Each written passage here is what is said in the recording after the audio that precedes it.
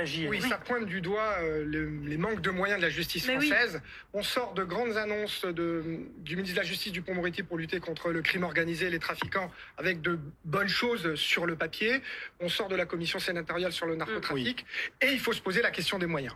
C'est-à-dire qu'en France, la justice est le parent pauvre comparé au nombre de personnes qu'il y a en France, 68 millions, et le budget et la richesse de ce pays. Il y a des chiffres quand même. 18 juges professionnels sur 100 000 habitants dans la moyenne de l'Union européenne, 11 en France.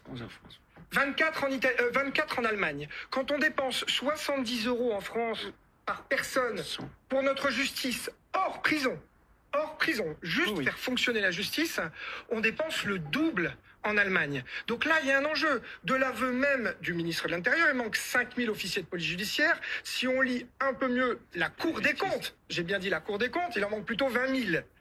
Et ce, alors même que les budgets de la justice en France, il faut le reconnaître, ont commencé à augmenter depuis François Hollande, et ont augmenté de manière continue sur les 2 mandats de M. Macron.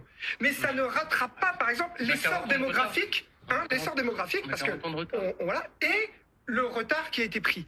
Donc là, vraiment, c'est l'enjeu. Et effectivement, on ne peut pas changer de culture et se dire « Ok, allez, je vais faire une vraie vidéo, etc. » Et ça marche pas. Et les ordinateurs, ils sont de logiciels d'il y a 10 ans. Ça, c'est pas possible.